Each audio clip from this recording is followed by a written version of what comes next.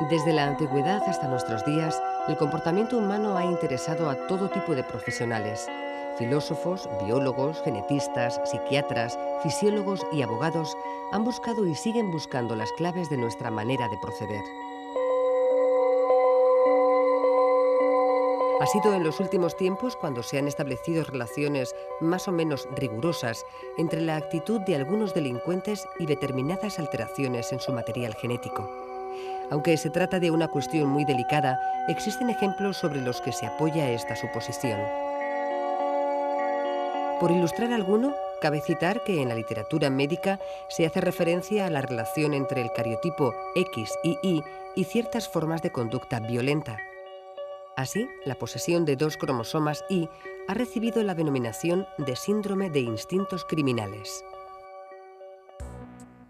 Jacobs en 1965 y Casey en 1966 fueron los primeros en relacionar la constitución cromosómica X y Y con un comportamiento agresivo y antisocial.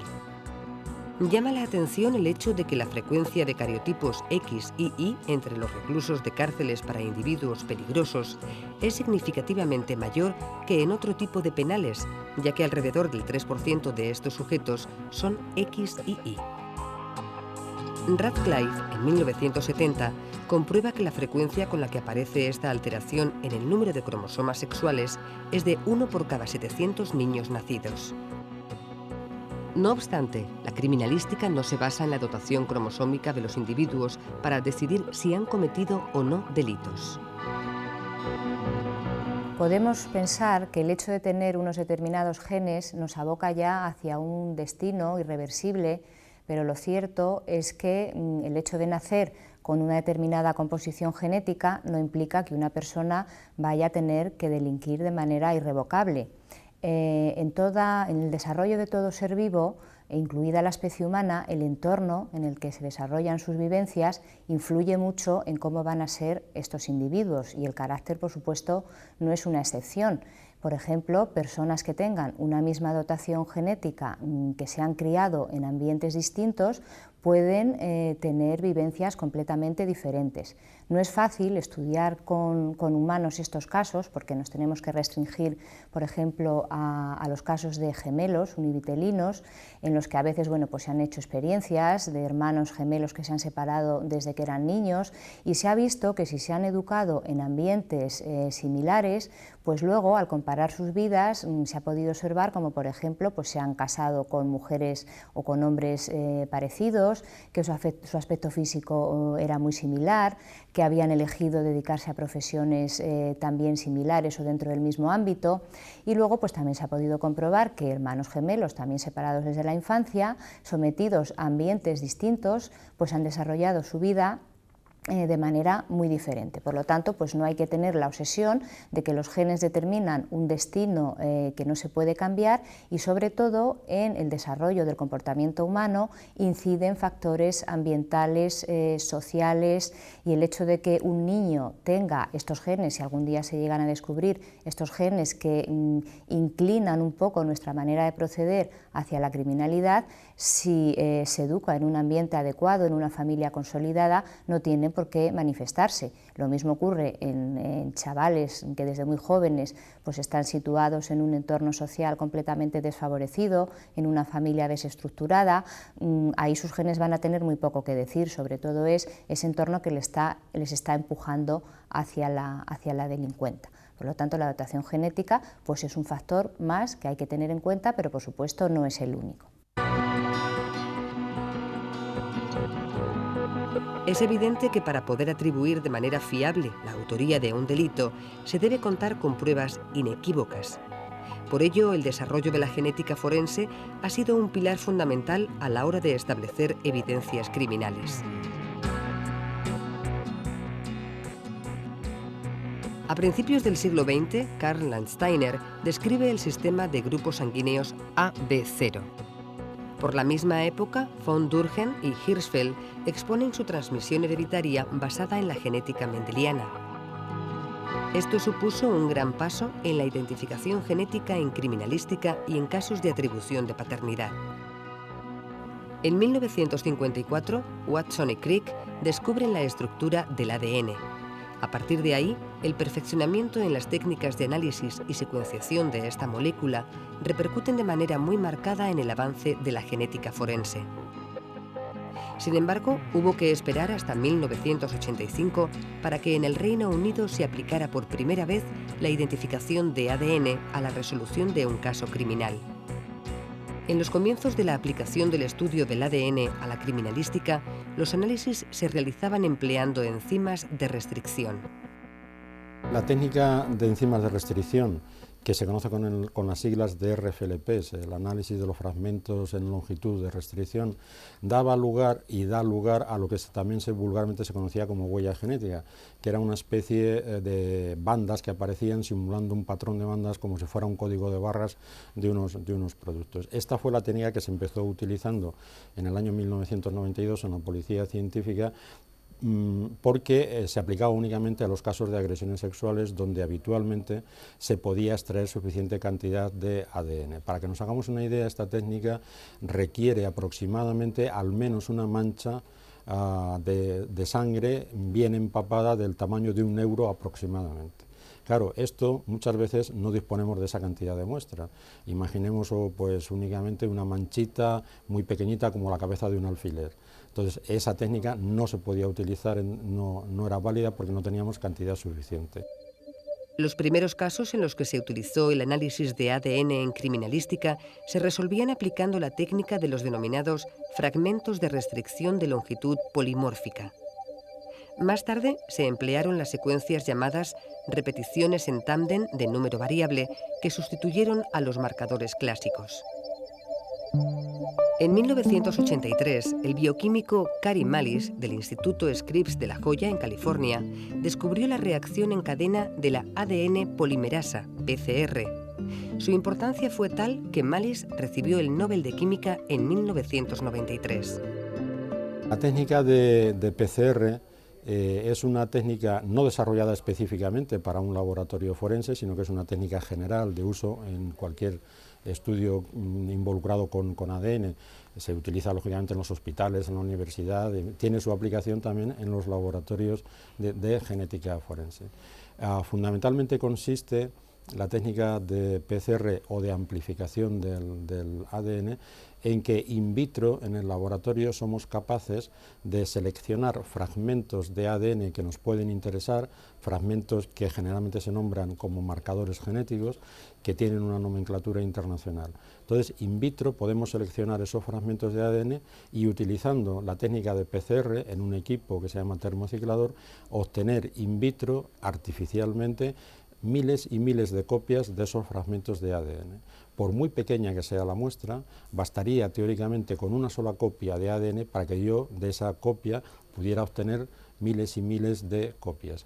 Cuando ya tenemos esas miles de copias, ya puedo analizar posteriormente las características de esos marcadores genéticos. La ventaja de la PCR hoy en día, tal cual se aplica, es que se producen una serie de ciclos mediante calentamientos y enfriamientos, y la molécula fundamental, que es la ADN polimerasa, hoy en día existe una ADN polimerasa que es resistente al calor, que no se desnaturaliza, con lo cual permite que esos ciclos vayan consecutivos uno detrás de otro. El ADN se ha convertido en un testigo valiosísimo para las investigaciones de la policía científica. Esta molécula permite atribuir con un margen de error cercano a cero la autoría o no de un acto criminal. Las últimas tecnologías de análisis de ADN se han puesto al servicio de la identificación de cadáveres y del análisis de los indicios que puedan hallarse en la escena del crimen. Incluso pequeñísimas cantidades de ADN pueden ser aisladas y contrastadas con el de varios sospechosos. En este sentido es donde quizás las técnicas de ADN han impactado más el análisis de los indicios biológicos, porque aparte de permitir hoy en día prácticamente el análisis de cualquier tipo de indicio biológico, con las técnicas de ADN hoy en día obtenemos un poder de discriminación altísimo. Yo me atrevería a hablar que es un poder de discriminación abrumador. Es decir, que al final, cuando nosotros hacemos la comparación de lo que llamamos el perfil genético, después de estudiar esos marcadores genéticos que hemos comentado anteriormente, vamos a hacer un cálculo estadístico de la posibilidad de que por puro azar ese resultado que nosotros hemos obtenido analítico se pueda repetir en la población española. Y cuando el resultado, todos los marcadores genéticos que se analizan, el resultado obtenido es bueno, pues estamos llegando incluso a obtener razones de 1 en trillones. Podíamos incluso aumentar el número de marcadores genéticos, con lo cual también aumentaríamos, en vez de trillones serían cuatrillones, pero llega un momento en que ya uno, digamos, que no necesita, digamos, más. Ojo, al final esto se plasma en un informe pericial que es remitido lógicamente a la autoridad judicial, que es la que al final tiene que decidir el peso de ese informe pericial, de esa prueba. Todos los seres humanos tenemos el mismo genoma, pero la llamada huella genética de cada individuo se encuentra en aquellos fragmentos de ADN que, aunque están presentes en todos los seres humanos, tienen una gran variabilidad. Es lo que se conoce como fragmentos polimórficos de ADN. Se trata de secuencias de ADN que no se expresan. La aplicación de la informática a este tipo de investigación criminalística ha reducido notablemente el tiempo de obtención de resultados, apenas 3 horas una vez preparadas las muestras. Nuestro material genético, el de cada uno de nosotros, es, ya lo hemos dicho en algunas ocasiones en esta serie de programas, como una hebra de 1 metro aproximado de longitud que se encuentra metida en nuestro núcleo. Si nosotros pudiésemos sacar esa hebra y estirarla completamente, tendríamos un segmento recto y veríamos que de ese segmento hay zonas que se expresan, que forman proteínas, son los genes que se denominan desde un punto de vista técnico exones, y son un porcentaje pequeño de nuestro ADN. Esos genes que forman los exones y que son los que se expresan y dan lugar a la formación de proteínas, que son las que en definitiva van a ejecutar la información que está contenida en nuestros genes, hacen esta función, llevar a cabo las instrucciones que les da el ADN. Pero hay otra gran proporción, aproximadamente un 90%, que no se expresa, no se llega nunca a expresar formando proteínas. Es lo que se denominan los intrones. Estos intrones, que normalmente se han venido llamando ADN chatarra o ADN basura, son precisamente los que se utilizan para diferenciar unos individuos de otros. Es suficiente que coincidan 9 marcadores genéticos para atribuir unos restos de ADN a un individuo. La posibilidad de encontrar a otro con una secuencia igual es casi inexistente, salvo en el caso de gemelos. La ley permite tomar muestras de ADN a cualquier sospechoso, siempre que lo solicite un juez. En España, la Policía Nacional y la Guardia Civil elaboran al año miles de informes sobre muestras de ADN a petición de los jueces. No es extraño, ya que se trata de la prueba más solicitada y contundente a la hora de identificar a un individuo en la investigación criminal. La genética forense, lo que es la aplicación del análisis del ADN a los indicios biológicos, comenzó aplicándose fundamentalmente a aquellos casos de agresión sexual. ¿Por qué? Porque aun cuando hubiera poca muestra, había gran cantidad de espermatozoides de donde podíamos extraer gran cantidad de ADN. Luego las técnicas han ido evolucionando, sobre todo en sensibilidad, y consumiendo menos cantidad de muestra, necesitando cada día menos cantidad de muestras. Entonces, hoy en día, ahora mismo, con las técnicas disponibles, se aplica a todo caso que necesita o requiere el análisis de un indicio biológico, trabajando con manchas de sangre, con manchas de esperma, con restos de saliva, con restos de tejidos, con huesos, con dientes, es decir, cualquier hecho criminal donde sea necesario, por la razón que se estime oportuno, analizar indicios biológicos, se aplican las técnicas de ADN con independencia incluso de la gravedad del caso del que estemos tratando. El desarrollo de este conocimiento y el desarrollo de sofisticadas técnicas de investigación ha cultivado la idea de si pueden existir factores concurrentes de naturaleza genética en el comportamiento humano en general y en el delictivo en particular. Esta idea también se ha visto reforzada por el fracaso de las teorías tradicionales de orientación sociológica para explicar las importantes diferencias individuales que se dan entre sujetos sometidos a las mismas influencias ambientales. Tradicionalmente, la explicación del delito al menos en los últimos 80 años, se ha hecho desde el punto de vista de variables sociológicas. Sin embargo, estas teorías sociológicas o estas variables sociológicas se han revelado incapaces de explicar algunos hallazgos que podemos considerar decisivos. En primer lugar, las importantes diferencias individuales que existen entre los delincuentes, entre personas que han sido sometidas a las mismas influencias sociales o sociológicas y que, sin embargo, tienen tendencias en el ámbito criminal completamente distintas. Otros hallazgos que han sugerido que los enfoques biológicos o genéticos podrían ser prometedores en la teoría criminológica son algunos como los siguientes. En primer lugar, la idea de continuidad, la idea de que los delincuentes comienzan a delinquir a edades a menudo tempranas y que tienden una tendencia a mantener estas conductas a lo largo de su vida, al menos hasta el final de la adolescencia. Los enfoques biológicos pueden ser, como digo, prometedores para explicar este hallazgo, aunque a la vez son muy poco prometedores para explicar otros hallazgos importantes, como es la tendencia también de los delincuentes a abandonar de manera espontánea sus carreras criminales, o también, por ejemplo, para explicar las tendencias macrosociológicas de la delincuencia o las influencias estructurales. Sin embargo, ciertas orientaciones biológicas y sus soluciones en el campo de la criminalística son acusadas de racismo, de proponer políticas criminales de mayor control, es decir, que son abundantes las críticas ideológicas y pretendidamente éticas. A menudo las orientaciones biológicas en criminología han sido objeto de malos entendidos. Voy a limitarme a uno solo, en el ámbito de las políticas criminales.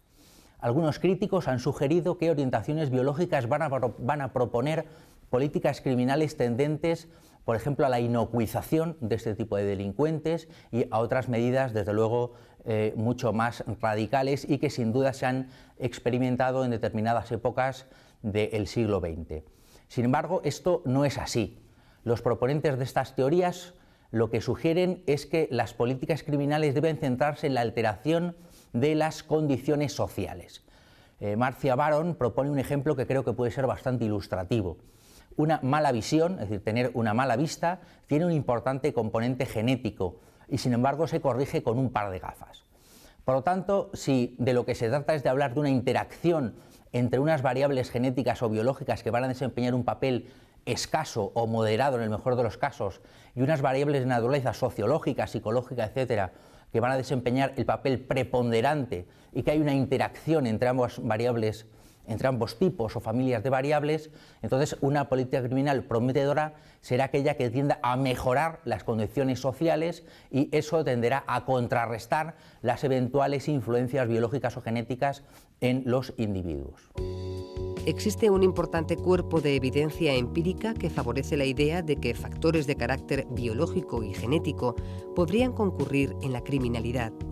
La ventaja de esta evidencia es que procede de una gran diversidad de metodologías, cada una con sus puntos fuertes y débiles, y que algunas de ellas son especialmente robustas, acercándose a diseños experimentales. Pocas personas, o quizá y desde luego ningún investigador, sugeriría que la influencia de estas variables pueda ser directa, sino como mucho indirecta y en cualquier caso mediada por otras variables de naturaleza sociológica, ¿no? La educación en la familia, la escuela, las oportunidades, la frustración, el autocontrol, etc. Por lo tanto, la capacidad de estas orientaciones para contribuir a la explicación del fenómeno delictivo puede tener un cierto papel, pero como digo, en el mejor de los casos va a ser modesto. Por lo tanto, ¿por qué creo que es importante el papel de estas orientaciones? En primer lugar, porque destaca la necesidad, o mejor dicho, destaca lo prometedor de aplicar el método científico al estudio del comportamiento humano y al estudio de una forma del comportamiento humano que no es sencilla de comprender intuitivamente, como es el comportamiento delictivo. Por tanto, la criminología actual parece reconocer que podrían existir componentes genéticos en el comportamiento delictivo, si bien la influencia cuantitativa de estos es mínima, aunque no por ello despreciable, y solo relevante en cuanto que interaccionase con variables sociales.